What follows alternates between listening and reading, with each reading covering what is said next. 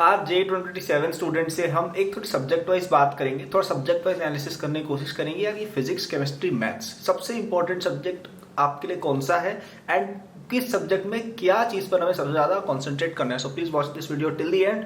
I will make it very clear to you which topic to focus most on and which topics you can ignore safely. Okay, नए हो channel को subscribe, notify कर देना only if you are serious. ठीक है, non serious students के लिए आपको कोई जगह नहीं है।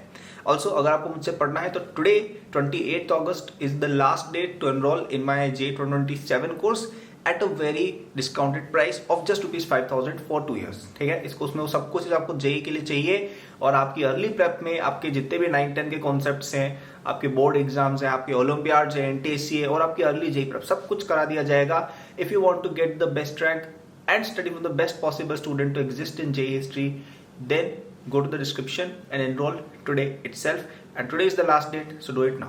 Okay, और बताऊंगा इसके बारे में लास्ट में, लेकिन अपन एक बार बात करते हैं सब्जेक्ट वाइज। तो यार सबसे पहले बात करते हैं केमिस्ट्री की, because that is suppose to be the easiest subject. So देखिए, केमिस्ट्री में मैं कहूंगा कि ज्यादा चीज आपको पढ़ने की भी जरूरत नहीं है। Okay, even if you are like a super smart student, these are things which I would avoid. A, inorganic chemistry. B, organic chemistry. Why inorganic chemistry is bad? Because you will not be using it for a long time. आप periodic table, chemical bonding वगैरह थोड़ा समझ सकते हो क्योंकि वो काम आ जाता है कोई एग्जाम में, and because that is a conceptual thing. But आप जैसे S block, P block, D block, F block, ये सब जो टॉपिक्स है 11th-12th के, वो अगर आप याद करने लग जाते हो, इनमें केवल चीजें याद करनी है, रिएक्शंस याद करने हैं, ये कोई सेंस नहीं बनाता है। Because nobody is going to ask you these things now in any exam, in any form, and आप वैसे भी भूल जाओगे इन चीजों को आगे चल के। ठीक है, कोई कॉन्सेप्ट हम समझते हैं वो फिर भी सेंस बनाता है because they will stay with us, but if you keep on mugging up things तो याद भी नहीं रहेंगी और अपना वैल्यूएबल टाइम वेस्ट कर रहे हो जो आप ज्यादा बेटर चीजों में लगा सकते हो। I would say the same for organic chemistry. Organic chemistry is not exactly memorisation based, but unless you have a very good teacher, it's very hard to understand organic on your own, and वो फिर रटने वाली territory में कहीं ना कहीं हम चले जाते हैं। ओके, प्लस ऑर्गेनिक केमिस्ट्री किसी भी एग्जाम में 9-10 में नहीं पूछी जाती है, किसी एग्जाम में नहीं आता है यार। इवन आईजेएसओ में ऑर्गेनिक केमिस्ट्री सिलेबस के बाहर एक तरह से आप कह सकते हो। ठीक है, ऑफिशियली नहीं है but kind of you can say कि organic chemistry is beyond the scope of even IJSO. NTC किसी एग्जाम में नहीं आता है 10th में, और 10th में से समझना भी बहुत डिफिकल्ट है 9-10th में, एंड वो आप आगे समझोगे बेटर जब आप 12th में होगे। 11th में भी ऑर्गेनिक इतनी नहीं आती, 12th में आती है। So what's the point of studying something which will not use for 2-3 years and which will not be easy to understand anyway. Okay, so मेरी सजेशन रहेगी इनऑर्गेनिक और ऑर्गेनिक से दूर रहिए। फिजिकल केमिस्ट्री आप बिल्कुल पढ़ सकते हैं, स्पेशली क्लास 11th की, क्योंकि 11th में ही है मेनली फिजिकल केमिस्ट्री, 12th में तो 3 या 4 चैप्टर ही है। And because physical chemistry is closely linked to physics, उसमें न्यूमेरिकल्स होते हैं एंड वो कॉन्सेप्चुअल है, प्लस इससे सवाल भी आते हैं हर एग्जाम में। भले आप एनटीसी ले लो, उसमें भी मोल कंसेप्ट के सवाल आएंगे, एटॉमिक के, और आईजेएसओ में भी आएंगे। ठीक है, so physical chemistry is the topic in chemistry which I would say you should focus on. बात करते हैं मैथ्स की। मैथ्स में मैं कहूंगा आपको 2 तरह की चीजों पर फोकस करना चाहिए। पहली होती है ओलंपियाड वाली मैथ, जो आपकी आरएमओ वगैरह वाली चीजें हो गई, उनमें फोकस क्यों करना चाहिए? क्योंकि उससे एक तो ओलंपियाड निकलेंगे आपके आरएमओ वगैरह, जिससे काफी कॉन्फिडेंस आएगा, दूसरा दिमाग खुलेगा, और तीसरा कि एनीवे जेई प्रेप में कहीं ना कहीं उससे हेल्प मिलती है, क्योंकि जेई में मैथ्स में कई सारे मैनिपुलेटिव क्वेश्चंस आते हैं जिनमें you have to think separately, you have to think very differently, out of the box kind of a thing, right? And for that, solving Olympiad math problems really helps. Okay? So मेरी session रहेगी कि आप पहला तो olympiad maths वगैरह किया करो, RMO वगैरह की प्रेप पे मैंने वीडियोस भी बनाई हुई, आप सर्च कर लेना कल्पेश वीरवाल मैथ्स ओलंपियाड ऐसे करके, यूट्यूब पे आपको वीडियोस मिल जाएंगे बहुत सारी, राइट? और दूसरी आपको 11th क्लास की जेई वाली मैथ्स आप कर सकते हो, जिसका बहुत अच्छा रिसोर्स है 11th एनसीईआरटी। 12th का क्यों नहीं करने, क्योंकि अगेन 12th में मेनली कैलकुलस पे ज्यादा फोकस है, जो थोड़ा सा आउट ऑफ स्कोप लगता है मुझे 9th और 10th के बच्चे के लिए, थोड़ा सा दूर है। लेकिन जो 11th के टॉपिक्स है, एल्जेब्रा है, ट्रिग्नोमेट्री हो गई, बेसिक कोऑर्डिनेट ज्योमेट्री हो गई, ये सब थोड़ी ज्यादा आपको समझ में आने जैसी चीज है, और ये ज्यादा पूछी भी जाएंगी आपके 9th-10th के एग्जाम्स में। ठीक है, तो मैथ्स में एक तो ओलंपियाड मैथ कर लो, और एक आपकी 11th एनसीईआरटी वाली मैथ आप कर सकते हो। ठीक है, और अब आते सबसे इंपॉर्टेंट सब्जेक्ट मेरे अकॉर्डिंग, वो है फिजिक्स। फिजिक्स क्यों इंपॉर्टेंट है? क्योंकि फिजिक्स ऐसा सब्जेक्ट है जिसमें आपका कहीं ना कहीं मैथ्स भी क्लियर होगा, क्योंकि फिजिक्स के अंदर आप कोऑर्डिनेट भी यूज करोगे, आप कैलकुलस भी यूज करोगे, आप ट्रिग्नोमेट्री भी यूज करोगे, आप अलजेब्रा भी यूज करोगे, ये सब यूज होता है फिजिक्स में। तो कहीं ना कहीं आपकी मैथ्स भी क्लियर हो रही है जेई पर्सपेक्टिव से। और दूसरा, आपका इसके अंदर केमिस्ट्री के भी कई सारे कॉन्सेप्ट्स जैसे एटॉमिक स्ट्रक्चर है वो आपका रिपीट होता है फिजिक्स में। थर्मोडायनेमिक्स काफी हार्ड लगता है बच्चों को नया नया केमिस्ट्री में, वो आपका फिजिक्स में पूरा का पूरा रिपीट होता है ना। तो ये सब से भी काफी फायदा आपका रहता है कि डबल कवरेज होता है, ठीक है। तो आप फिजिक्स अगर ढंग से पढ़ लेते हो ना, उस सबकी काफी दिक्कत कहीं सॉल्व हो जाती है। जैसे मेरा जो सबसे बेस्ट यूज था ना 9th-10th का, वो ये था कि मैंने HC वर्मा पूरी की पूरी कंप्लीट कर ली थी, ठीक है। मैं IJSO के कैंप में गया था ना, वहां पे इस तरह की अफवाह उड़ गई थी भैया कल्पित वीरवाल ने दोनों HC वर्मा पूरी कंप्लीट की हुई है, ठीक है। तो मेरे को ऐसा कॉन्फिडेंस आता था यार, ये यार डर गए सब लोग, ठीक है। तो आपको ये करना चाहिए। आप फिजिक्स को अगर पकड़ लेते हो ना as a single subject of expertise, काफी हेल्प मिलती है। क्योंकि देखिए मैथ्स आप पकड़ नहीं सकते हो, क्योंकि मैथ्स थोड़ी सी आउट ऑफ स्कोप है भाई, सच में। मतलब मेरे हिसाब से 12th क्लास की मैथ्स 9th-10th में करने का कोई सेंस नहीं है, जबकि 12th क्लास की फिजिक्स करने का काफी सेंस है। दूसरा, आपके बाकी सब्जेक्ट्स क्लियर हो जाते हैं। फिजिक्स समझने में बच्चों को सबसे ज्यादा डिफिकल्टी आती है in future, right. So if you study it right now, things will be easier. Chemistry हो जाता है यार, इतना कोई हार्ड नहीं है। मैथ्स भी डुएबल है।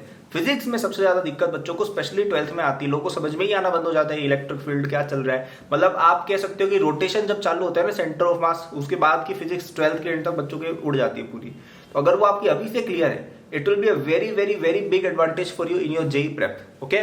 तो मैं तो कहूंगा कि आप, मैंने जो किया वही कर लो। केवल HC वर्मा एक बुक पकड़ लो 11th-12th वाली, और उसको आप लगाना 9th-10th में चालू कर दो। अगर ढंग से चलोगे पूरी HC वर्मा 9th-10th में फिनिश हो जाएगी, आराम से फिनिश हो जाएगी। और आप बहुत ज्यादा आगे हो गए एवरेज एस्पिरेंट से, क्योंकि आपकी फिजिक्स तो पूरी क्लियर है जेई एडवांस लेवल तक। और मैथ्स और केमिस्ट्री भी काफी चीज आपको समझ में आने लग जाएंगी। और मोस्ट इंपोर्टेंटली दिमाग खुलेगा ना यार कि इतने हार्ड क्वेश्चन कैसे करने हैं, तो फिर केमिस्ट्री मैथ्स कुछ रहती नहीं है, ठीक है। तो मैंने सबसे अच्छा काम यही किया था 9th-10th में कि HC वर्मा मैंने पूरी कर ली थी, ठीक है। जिस लेवल की प्रॉब्लम सॉल्विंग आप सीखते हो, जो स्पीड आपकी डेवलप होती है, जो कॉन्सेप्चुअल थिंकिंग आपकी डेवलप होती है, वो एक नेक्स्ट लेवल चली जाती है, ठीक है। तो एक बुक या एक सब्जेक्ट जिसमें सबसे ज्यादा टाइम डिवोट करना चाहूंगा, दैट वुड बी फिजिक्स। उसमें भी मैं कहूंगा मैकेनिक्स वाला portion is the most important, क्योंकि बाद के यार रिलेटिवली आसान है। अगर मैकेनिक्स पूरा आ गया ना तो इलेक्ट्रो आ जाता है, ठीक है। ऑप्टिक्स आसान है, मॉडर्न फिजिक्स आसान है, और बाकी जो थर्मोडायनेमिक्स वगैरह है ये तो भाई कवरेबल चीज है, इसमें तो कुछ है भी नहीं।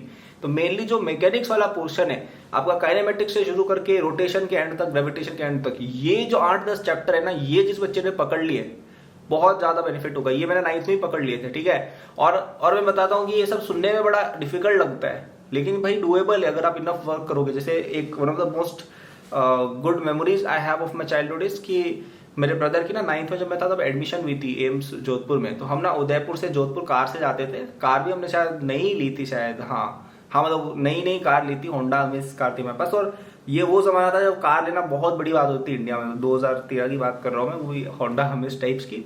तो मेरे को याद है मेरा स्कूल का मिड टर्म एग्जाम हुआ था ना 9th में, तो उसमें मैं स्पोर्ट्स शूज पहन के गया था। तो प्रिंसिपल सर ने काफी डांटा थी, एग्जाम में स्पोर्ट्स शूज पहन के क्यों चले गए। स्पोर्ट्स शूज इसलिए पहने थे ताकि पैकिंग कम करनी पड़े। मेरे पापा ने मुझे वहीं से पिकअप करके स्कूल से हम जोधपुर के लिए निकले थे। फिर उसमें बहुत बारिश हो गई थी, हमें एक्सपेक्टेड था कि हम 6 घंटे में पहुंच जाएंगे, तब 12 बजे, तो रात को 9-10 बजे तक जोधपुर पहुंचे थे। तो ऐसे 3-4-5 ट्रिप्स किए थे मैंने 9th से लेकर 11th-12th तक जोधपुर की। और उस समय ना मैं HC वर्मा लेके जाता था अपने साथ। तो कार में मैं पीछे ऐसे बैठ के, क्योंकि अब तो बड़ी गाड़ी थी, सेडान थी, तो मम्मी आगे बैठ जाती थी, मैं पीछे ऐसे लेट के HC वर्मा पढ़ता था उसमें कार में। तो ऐसी बहुत सारी मेमोरीज है छोटी छोटी जो आपकी भी बनेंगी, ठीक है। तो HC वर्मा में ऐसे बहुत सॉल्व किया था। कभी स्कूल में पीछे चले गए, कभी ट्रिप पे चले गए तब पढ़ ली, और घर पे कभी एक्स्ट्रा टाइम मिला। वैसे धीरे धीरे करते करते मैं एक चैप्टर कंप्लीट करता था, एक क्वेश्चन करता था, और बहुत ही अच्छा समय था वो, ठीक है। तो ये 8-9 चैप्टर जो मैंने किए, जैसे रोटेशन मैंने कब सॉल्व किया था मुझे बहुत अच्छे से याद है। 1 महीना तक मैं रोटेशन को पढ़ता रहा था। तो यार ये तो हो गई थोड़ी बचपन की बात है। कभी ऐसे इंसिडेंट्स और सुनाएंगे, कमेंट्स में मुझे बताओ कि ऐसे इंसिडेंट्स और सुनने का तुम्हें मेरे बचपन की, और मैं कैसे क्या करता था चीजें कॉलेज वगैरह के। Let me know comments, I will make more such videos. So यही थी मेरी आज की वीडियो। सबसे मोस्ट इंपॉर्टेंट टॉपिक आपका फिजिक्स रहेगा, केमिस्ट्री में फिजिकल, और मैथ्स में ओलंपियाड मैथ प्लस 11th की मैथ्स, ठीक है। पसंद आई वीडियो, सब्सक्राइब नोटिफाई ऑन कर दो ताकि इस तरह की और वीडियोस मिलती रहे। लाइक कर दो। और अगर आपको मुझसे पढ़ना है तो आज लास्ट डेट है for getting the course eight just ₹5,000। सब कुछ कवर्ड है, सब डिटेल्स डिस्क्रिप्शन में मिल जाएगी। एकेडमी स्टेप पर जाओ, वहां पर कोर्स का लिंक, मतलब परचेज करने का सिस्टम मिल जाएगा, ठीक है। And it just cost ₹5,000 for 2 years। बहुत ही कम इन्वेस्टमेंट है compare to what you are getting. मतलब मैं जब छोटा था मेरे को तो ऐसा मौका मिलता ना कि फर्स्ट रैंकर से मेरे को पढ़ने का मौका मिल रहा है, या उसके बनाए प्लेटफॉर्म से सीखने का मौका, मैं तो उसी समय जाता हूँ, वो भी केवल 5,000 रुपए में, ठीक है। It's a very good deal, you are getting it for complete 2 years। और फिर बाद में हमारे 11th के कोर्स सेपरेट रहते ही, उनमें भी आप आ ही सकते हो, ठीक है। तो गेट इट टुडे इटसेल्फ, कल से प्राइसेस बढ़ जाएंगी। Okay, and if you have any queries, मेरे सोशल हैंडल्स वगैरह सब एक्टिव है, डिस्क्रिप्शन में लिंक मिल जाएंगे। Thank you for watching, good luck.